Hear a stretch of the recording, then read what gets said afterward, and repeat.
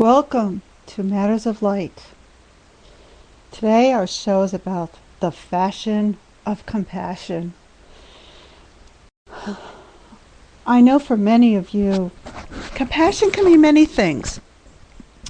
Compassion, basically it starts with you. If you can't have compassion for yourself, how can you have compassion for others? If you just feel that you don't deserve to be treated with compassion, that's what's going to reflect on the outside. You know, it's almost going to feel like this.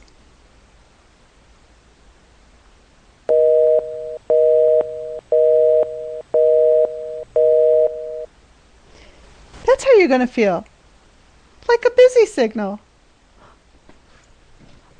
And you're just going to be sitting there waiting. And then your mind is going to be racing.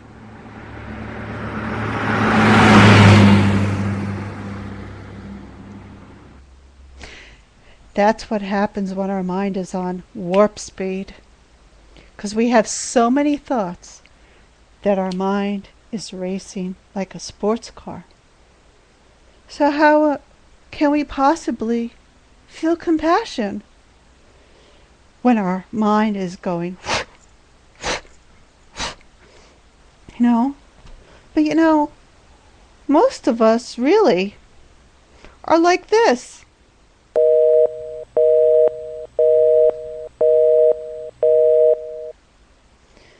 So if we're always busy and we're not showing up for ourselves, how can we have compassion? Compassion is one of the ingredients for self-love. So, of course it's not fashionable, it's just, crazy. For example, every year around this time, since it's holiday time, this is when people start to be compassionate. And this is when it becomes fashionable. Well, I'm going to go ahead and I'm going to help and volunteer in a soup kitchen. So that's fashionable compassion. Or I'm going to go ahead and I'm going to go help the elderly. Or I'm going to go, help. But wait a second here. Compassion should be fashionable all the time. It shouldn't just be, because I feel like it, and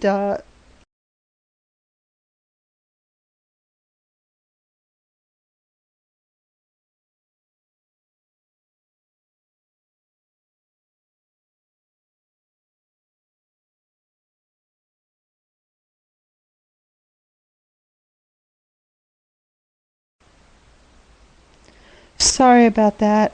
We seem to have some technical difficulties, so let me reiterate. If you don't have compassion for yourself, how can you show up for anybody else? And the reason why I'm saying compassion, is because this time of year, everyone goes out and does everything that they normally don't do the rest of the year. So it becomes fashionable. But it shouldn't be fashionable. It should be something that is automatically done, just like breathing. When we give compassion to others, it becomes like the domino effect. Someone else will do it, and it will continue. So allow yourself to feel compassionate within you. Now there's also another level of compassion. Is forgiving those who we feel that have not done right by us. And sometimes we really don't know what their issues are. And yes, they've done things to us that are maybe very cruel or vicious or sometimes really not nice, but do you know that we all reflect each other and we mirror each other? And like does attract like. And if there's something that someone is doing to us, it usually means we have to look at ourselves also. What does this mean about me? That I could have this person or relative in my life that has this behavior. What does this mean about me? So I need to have compassion because I'm actually receiving a lesson about myself also. And I'm being given an opportunity to look at that and to fix it. Now, if you feel like your mind is racing,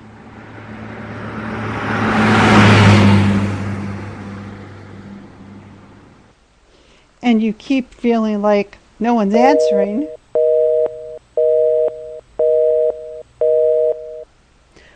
what you need to do is trust your guidance. Go into your heart. Your heart says everything. Your heart is the key to all of your answers. And your heart is your compass. Now we're entering into a world of joy. Joy is here. It's time for community. COME/UNITY. Community. We're in the energy of Shambhala. And many people are facing issues about themselves. And they're being presented in many different ways. My best advice is go with the flow. Resistance is futile. Spiritual growth and knowledge truly is about knowing thyself, not knowing the person next to you or the person behind you or in front of you. It's about you. But we all help each other and support each other and reflect back and forth to one another. And awareness is the key, not stubbornness and not finding out of a book. You can't go to Home Depot and find the Know Thyself brand and get it there and you're going to go ahead and follow all the instructions, okay? And in that Know Thyself package, once you put it together, you're all set. It doesn't work that way. It takes a lot of work and dedication.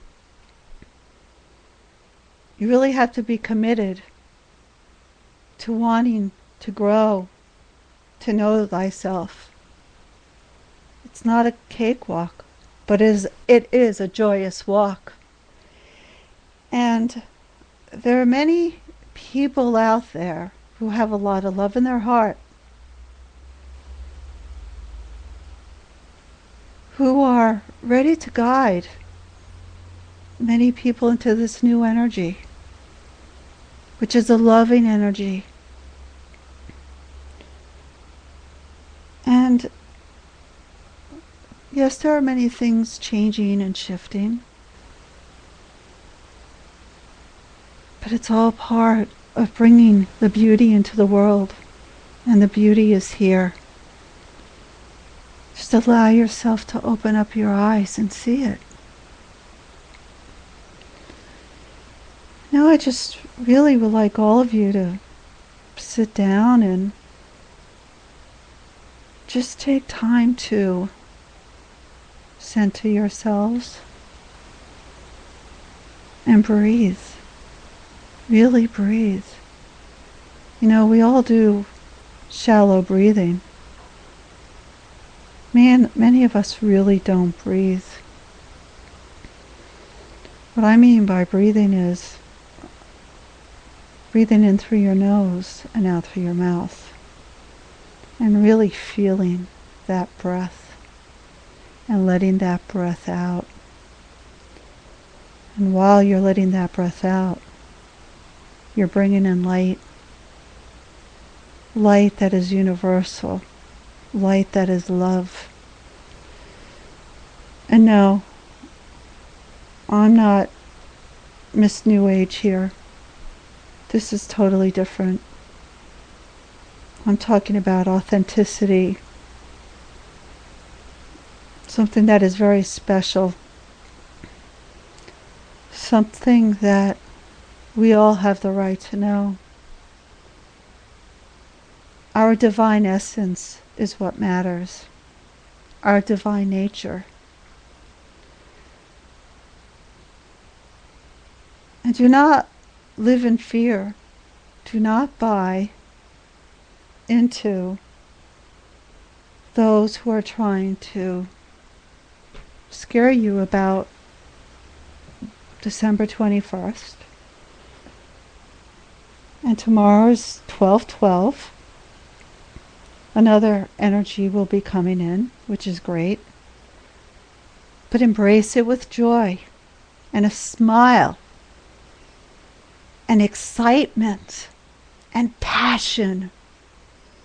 Spark your life and live with passion. That is what we're here for. And joy is here. Joy is here. And smile, everyone. Just smile. Laugh. Be happy. You deserve it. Happiness and joy and love, it's not a temporary thing. It is real. And love is not an emotion. It is not an emotion. Love is more than that. Respect the word of love. Embrace it. And embrace the joy that is there. Feel the joy. And show compassion. Not just in December, but all year long. Be compassionate and gentle with yourself. And even by giving a compliment to someone and a smile, that's showing compassion. Speaking respectfully to someone in the workplace, that's showing compassion. And knowing your neighbor and lending a helping hand, even when there isn't a major storm like we just had recently. Show compassion, even if it's lending them a cup of sugar or some half and half for their coffee, or if they need a hammer and a nail to put something together. That's compassion.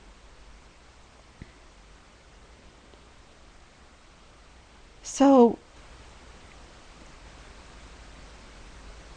do it very simplicity, with simplicity, with humbleness, but with joy in your eyes.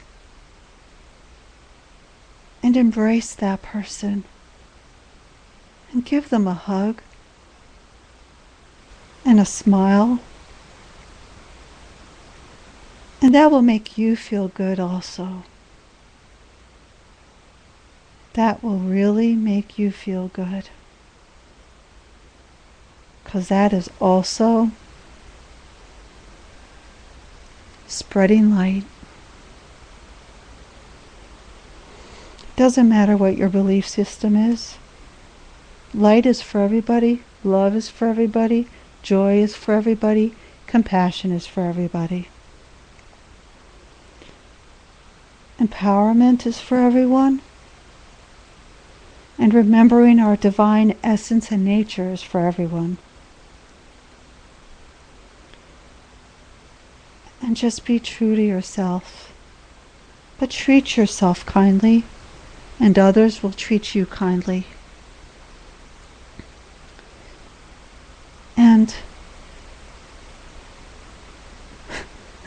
you know how animals have unconditional love for us? And they can't wait for us to come home. They jump up and down. They're happy. They run around like crazy when we come in, whether it's a dog or a cat. Well, you know what?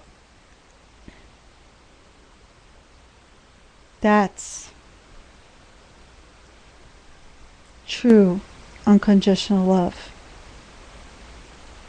And we can also do that for our brothers and sisters. And have compassion for animals also. They're teachers also. So I leave you now with a Merry Christmas, Happy New Year, Happy Hanukkah, Happy Kwanzaa. Happy to all the holidays out there. Love one another, respect one another. Namaste. Until we meet again. And may your heart be filled with joy.